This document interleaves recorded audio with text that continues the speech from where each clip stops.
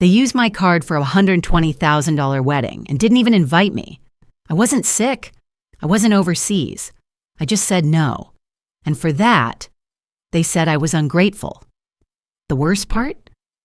My husband stood there, watching them do it, nodding like it was all fine. That was the moment something in me snapped, not in anger, but in clarity. I realized I had married into a family that didn't want a partner. They wanted a silent investor. They wanted obedience. But I've built empires for clients. They forgot I could build one for myself, too.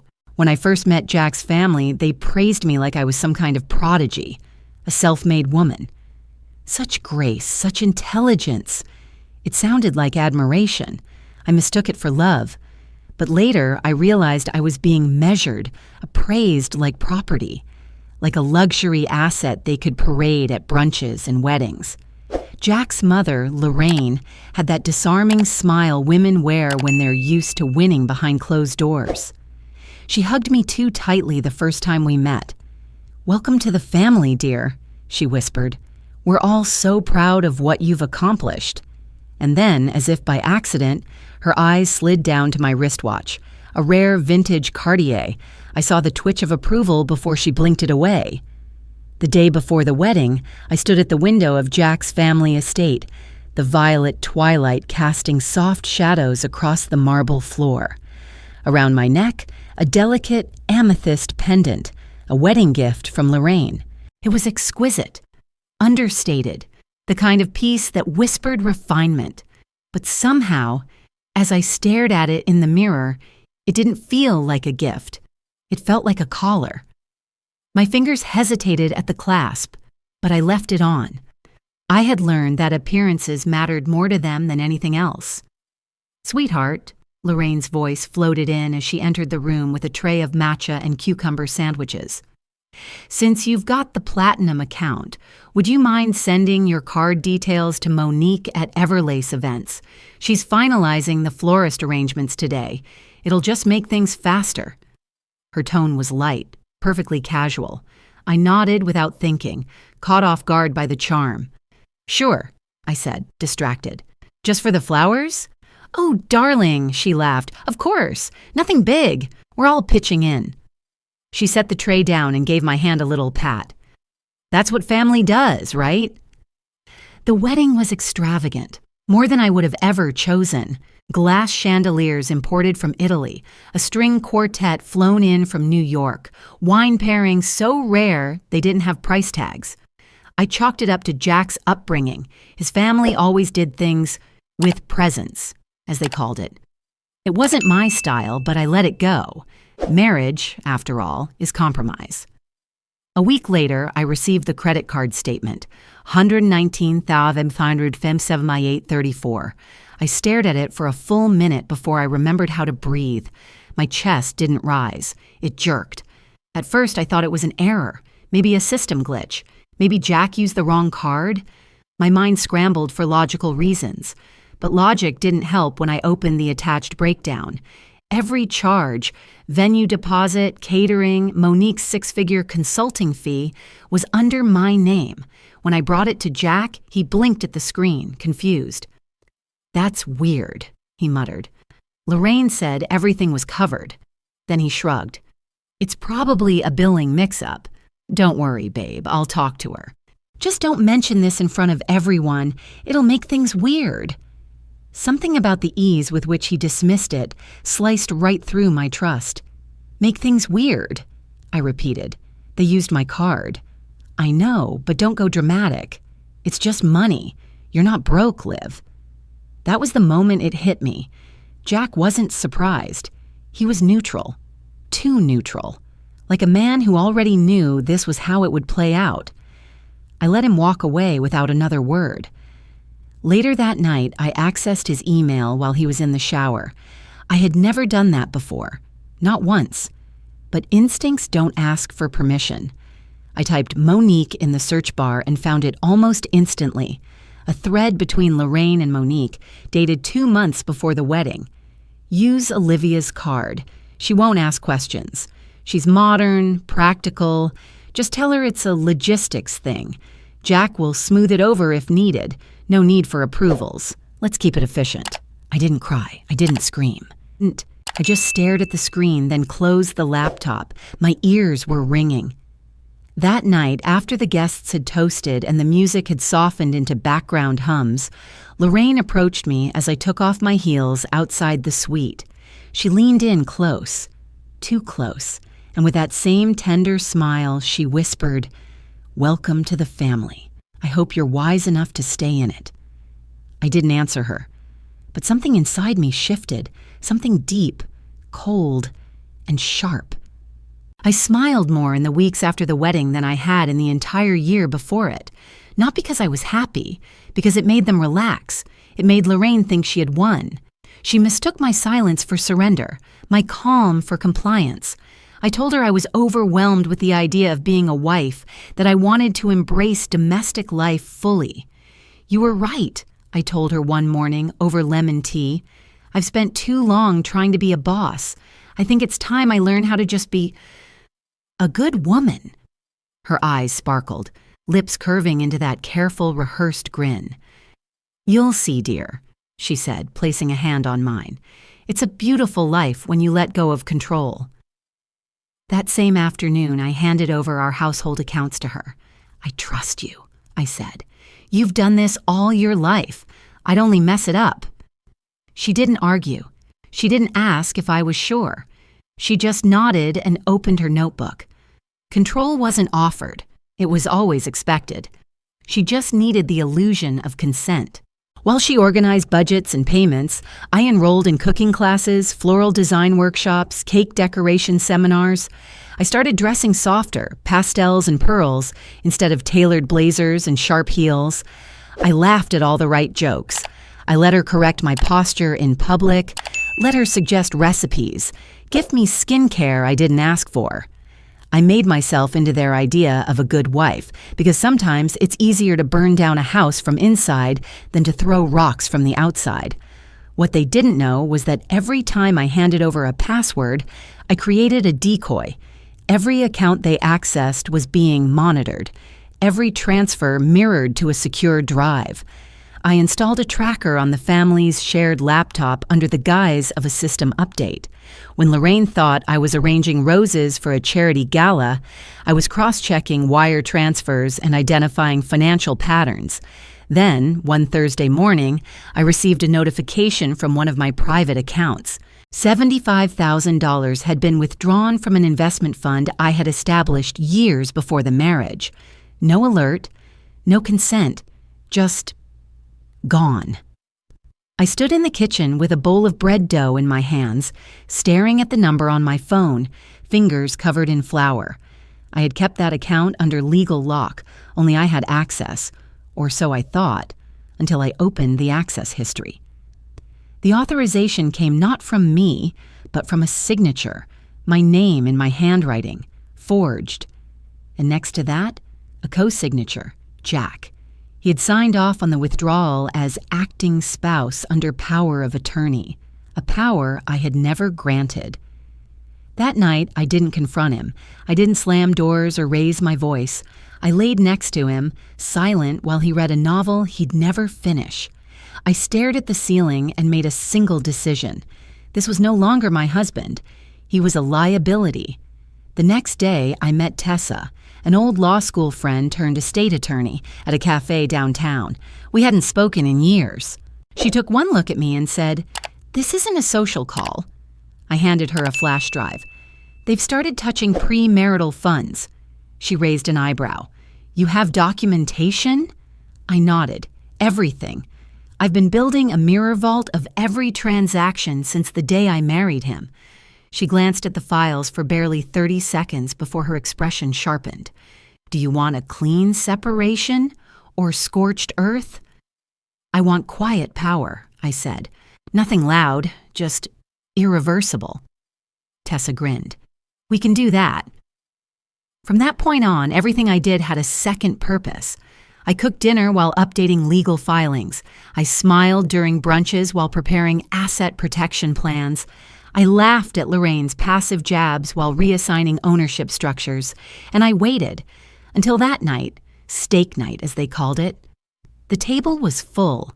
Lorraine poured red wine. Jack was telling a story about his students. His sister was scrolling through her phone. And I, placing the last dish on the table, said casually, "I closed 3 of my bank accounts today, just wiped them clean. It felt kind of freeing." The room went still. Jack's fork froze mid-air. Lorraine blinked twice, then smiled too wide. "Oh," she said, "that's spontaneous." I sat, folded my napkin across my lap, and smiled back. Spontaneity is underrated, don't you think? No one spoke for the next 20 seconds, and that was the first time I saw fear flicker behind Lorraine's eyes. By the 3rd month, I stopped sleeping in our bedroom. I told Jack I needed space to reset my circadian rhythm. He didn't question it, just nodded like I was rearranging furniture, not dismantling our marriage. I moved into the guest room down the hall where I installed a second lock on the door and soundproofed the walls under the pretense of needing better sleep hygiene. We no longer ate together. I adjusted my schedule around his. I pretended to be asleep when he got home and gone before he woke up. Our photos together slowly disappeared from the walls, replaced with landscape prints and abstract canvases Lorraine said made the house feel less crowded. I didn't argue. I became a ghost with a title. To everyone else, I was still Olivia Moore Winters, beloved daughter-in-law, accomplished woman turned glowing homemaker. But in the background, I was collecting voices. My assistant Camilla, who everyone thought had quit months ago, returned under a new name and uniform. She cleaned the floors, poured tea, nodded at small talk, but her real job was planting recording devices behind photo frames and inside lamp fixtures. Within weeks, I had hours of family conversations, long lunches where Lorraine discussed how emotional women made terrible asset managers, strategy meetings about restructuring Olivia's portfolio for everyone's long-term security, and just once, Jack saying, "She's not dumb, but she needs structure. She confuses freedom with chaos." But the worst wasn't the words, it was the tone. They spoke like I wasn't real, like I was a feature of the house, useful until I cracked or faded, disposable. I started digging further. Late nights when the house slept, I scanned old legal filings, probate records, social media archives, anything. That's when I found her. Her name was Catherine, Jack's first wife, a name never once mentioned in 3 years together. On paper, she divorced Jack amicably, moved abroad, and vanished from public records. But the timeline didn't match. The dates were too neat, the asset redistribution too favorable to Jack's side. I ran her name through a back-channel database and found a single post on a private financial abuse support forum. They wiped me clean. No legal trail, no proof. It's like I was never there. Trust is a currency. Once stolen, it never inflates again. I felt sick. I dug deeper. Another name appeared, Rebecca, Jack's second wife. Same story, marriage, disappearance, silence. And both had signed prenuptial agreements that bore uncanny similarities to mine, except for one difference. Mine had a health clause.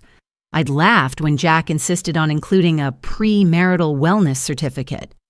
"Just standard," he'd said, "so insurance doesn't get messy." It had seemed unnecessary at the time, but now I pulled out the copy and held it against the original file from the clinic.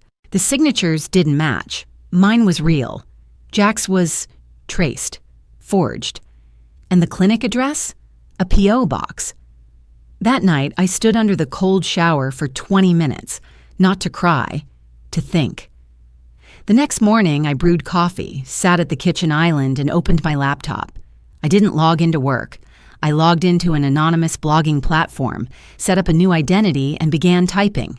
The post was titled, "The Marriage Portfolio, How Financial Abuse Disguises Itself in Love." I didn't name names. I didn't mention Jack or Lorraine. I didn't need to. I laid out the blueprint. How high-income women were groomed into dependence, how power of attorney was manipulated, how families used affection like investment leverage. I wrote every sentence with surgical calm, Not rage. It wasn't a rant. It was a report. By nightfall, the post had 17,000 shares. By morning, it was featured on 4 major financial feminism newsletters and 2 investigative podcasts. Jack stormed into the kitchen at 9 a.m., face flushed. "Did you see this garbage?" he asked, slapping his phone on the counter. "It's going viral. Some woman's claiming to be systematically stripped of financial autonomy. You'd think she was talking about us." I sipped my tea. "Sounds awful." "People are tagging me," he snapped. "Friends are asking questions. This could ruin my reputation." I tilted my head. "Why? Are you mentioned?" He stared at me, searching for something. I gave him nothing, just silence, and then a slow blink. That night, after he went to bed, I checked the blog inbox. Among the hundreds of messages, one subject line stood out. TEDx invitation. We'd love to have you share your story. I stared at it for a long time, and then I clicked reply. The first document I signed with Tessa was not a divorce petition. It was a declaration of separation of financial interests, legal jargon for cutting ties without the drama. We filed it under a shell LLC, and within a week, I began rerouting every asset that bore my name. Stocks, bonds, silent real estate stakes, all shifted to trusted proxies. Some were colleagues, others were legal placeholders. Every move had a paper trail so dense it would take forensic accountants weeks to follow. Meanwhile, at home, I rehearsed smiles. I cooked meals again. I complimented Jack's lectures, praised Lorraine's garden party arrangements. I let them believe I had come to my senses. "Marriage takes work," I said, and maybe I wasn't ready before. Lorraine nodded approvingly, poured more wine. "We always knew you'd find your rhythm," she said. Jack kissed my cheek like the mask hadn't slipped, but he couldn't see the fire behind my eyes. The reconciliation gave me cover. Time to finalize the real attack. The Phoenix Files, I called them. Not officially, of course, just in my mind. A folder of damning evidence. Forged signatures, misappropriated funds, illegal transfers, digital audio logs, and, most importantly, patterns of behavior repeating across multiple marriages, all pointing back to one family. Tessa and her team converted them into a dossier so thorough it read like an indictment. Because it was. We didn't send it to the police, we sent it to the IRS, tax evasion, fraudulent filings, unreported income from marital asset dissolutions. And we timed the delivery perfectly. 3 days before the fiscal year audit deadline, when red flags couldn't be ignored. The morning the envelope arrived, Lorraine was hosting a brunch. I watched her from the patio, laughing beside white orchids and gold-rimmed plates. Her voice rose in little crescendos, hands gesturing like a conductor of an invisible orchestra. Then a courier in a gray vest walked through the gate. He handed her a sealed package. She opened it in front of everyone. Her smile didn't disappear instantly. It cracked. And then, like ice under pressure, it shattered in slow, excruciating motion. Her hands trembled. Her jaw locked. She clutched the folder as if it might vanish if she held tight enough. She didn't speak for the rest of the meal. That night, Jack banged on my door for the first time in months. "What did you do?" he hissed. "What the hell is this?" I met his eyes, and for once I didn't soften my tone. I secured my safety. "They're going to investigate us." "No," I said. "They're going to investigate you. I don't own anything anymore. I'm just a wife, remember?" He opened his mouth, but nothing came out. I closed the door in his face. The next day, I went live. I scheduled a post from my verified account, revealing my full identity as the anonymous blogger behind the viral article on financial manipulation in marriage.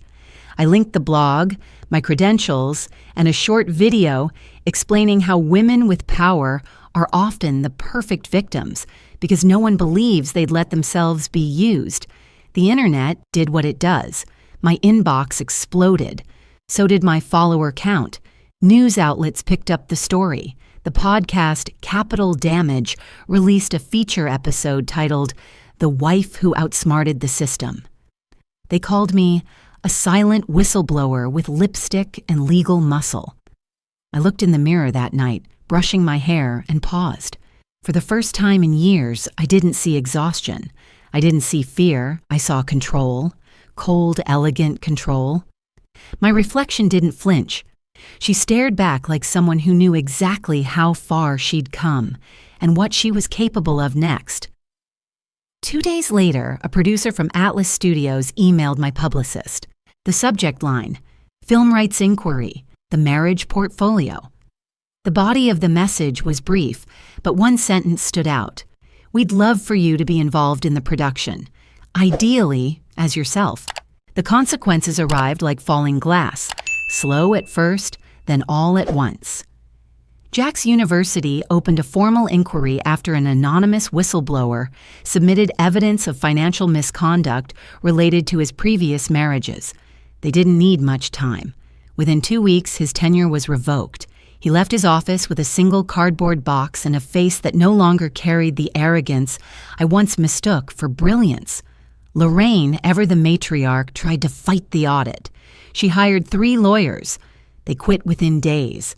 The evidence was airtight, the patterns irrefutable. Her foundation accounts were frozen, her reputation dismantled. Suddenly, brunch invitations disappeared. Her phone stopped ringing. She was no longer a pillar of society.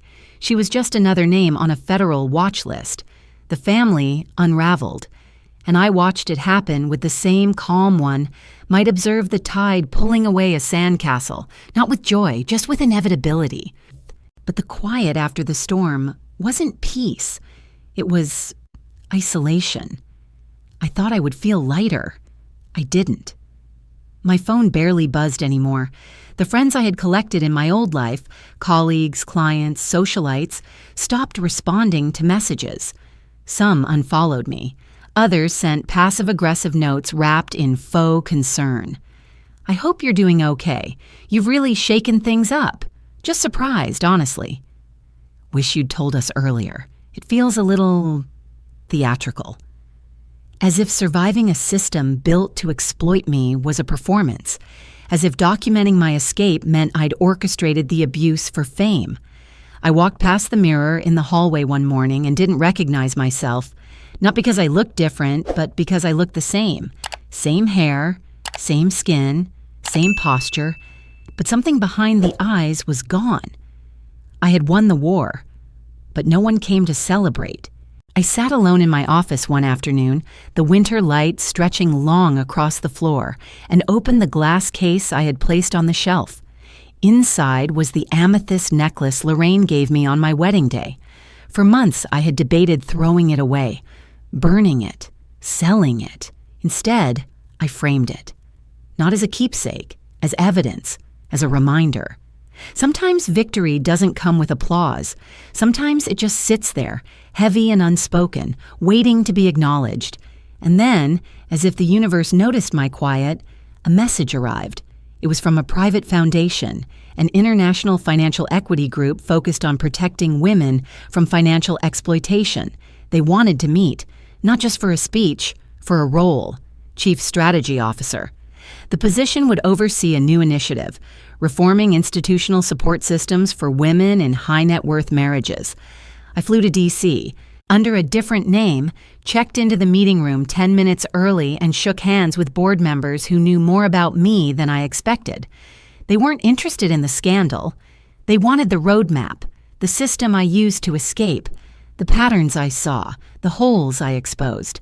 As I sat through the pitch, one woman at the head of the table remained silent. She looked vaguely familiar, but I couldn't place her. Her eyes were sharp but not unkind. When the presentation ended, she slid a folder toward me.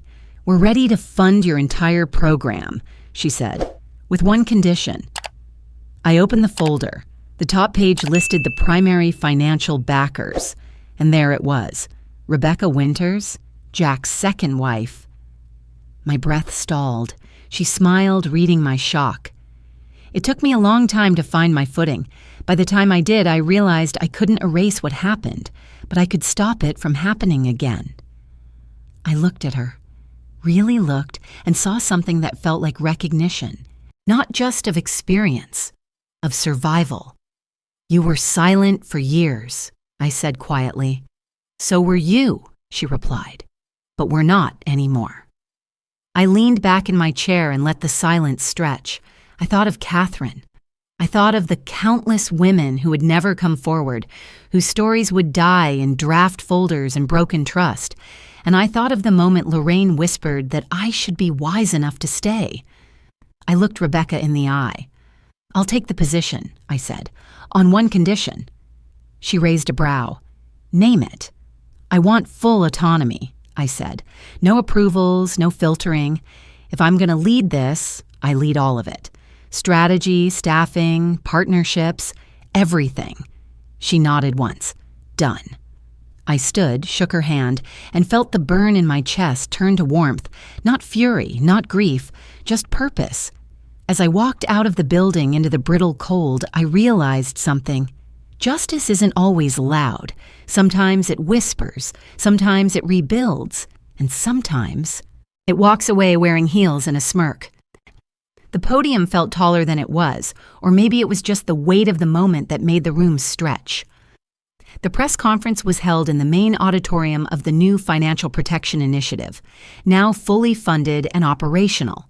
Reporters lined the front rows, photographers flanked the edges, and live-stream cameras hovered like silent watchers. Olivia Moore was no longer someone's wife, no longer someone's story. She was the author now. She wore navy, strong, silent. Her speech was brief, not because she had nothing to say, but because she knew silence had more impact when it was a choice, not a sentence. She spoke about financial autonomy, institutional failures, and how silence becomes currency when systems reward loyalty over truth. She didn't name Jack, didn't mention Lorraine. She didn't need to. Behind her, a massive screen faded in from black to the logo of the new foundation, a fractured circle reformed into a hole, surrounded by a ring of flame, broken glass hole. Later that evening, she opened her phone, stared at her social media feed. One by one, she began deleting. Photos of vacations, of dinner parties she never wanted to attend, of people she used to perform for. And then, the wedding photo. It had been there for years, her in a soft ivory gown, Jack smiling like a man who had won something. She remembered staring at it so many nights, hoping she could unsee what had happened after the shutter clicked. She removed it with one tap, replaced it with the foundation's emblem. There was no caption. The next morning, she arrived early to the foundation's launch symposium. The hall was filled with policymakers, survivors, scholars. The final panel was a moderated discussion with Olivia, streamed globally. She took questions with poise, weaving stories into strategy. Then, a girl, no older than 10, stood up during the open mic segment. She clutched a folded paper and asked, "Do you ever wish you did this sooner?" The room went quiet. Olivia leaned forward, her eyes softening. "Every day," she said, "but I don't regret the time it took. Because every second I stayed silent taught me exactly how the silence works, and now I can dismantle it." The girl nodded, then smiled. It wasn't the smile of a child who understood fully. It was the smile of one who believed someone finally did. Months passed. Olivia moved into a smaller place, one with fewer rooms, less noise. Her new home didn't echo. It pulsed. There was music in the quiet, structure in the simplicity. Her mornings were filled with research and team calls, but her evenings were reserved for something else, someone else. Her name was Lena. She was 9 years old, quiet, fiercely observant. Olivia met her during a legal case involving guardianship fraud. The girl had been placed with a foster family who exploited her inheritance from a deceased relative, hiding behind legalese and manipulated signatures. The case rattled Olivia. It wasn't just familiar, it was parallel. She sat through every hearing. When the court ruled to remove Lena from the guardianship, the social worker asked where she wanted to go. Lena didn't answer, she just looked at Olivia. That night, Olivia submitted the paperwork. Adoption wasn't on her blueprint, but blueprints change. Lena didn't speak much those first few weeks, but she watched everything. She asked questions not with words, but with glances, and Olivia answered, not with speeches, but with actions. They built a new rhythm, one that wasn't built on rescue, but on rebuilding. One night, Olivia handed her a book, a blank journal. Write anything, she said, even if it's just one word a day. You don't owe the world your story, but you do owe yourself your voice. Ivy. A week later, Lena placed the journal on Olivia's desk. On the first page, a single line was written in block letters. You saw me. In her own writing, Olivia began a different kind of letter, one to herself. She wrote slowly, not because she didn't know what to say, but because, for the first time, she knew every word mattered. Dear me, you didn't deserve any of it, and you also didn't fail by surviving it. They will say you were calculating, that you were cruel, that you burned things down for attention. Let them. Justice is not loud. It is precise, patient, and permanent. You didn't just escape. You built a system others can use.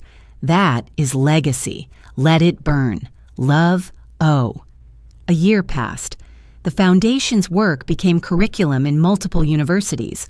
Harvard Law added a module called the Olivia Doctrine, Soft Power, Justice, and Financial Abuse. And one afternoon, as she finished a lecture for a new cohort of law fellows, her assistant handed her a note. No sender. Just a message on a folded card. I was a victim, too. And now I'm ready to tell my story. Olivia folded it once more, pressed it against her palm. This wasn't the end. It was replication.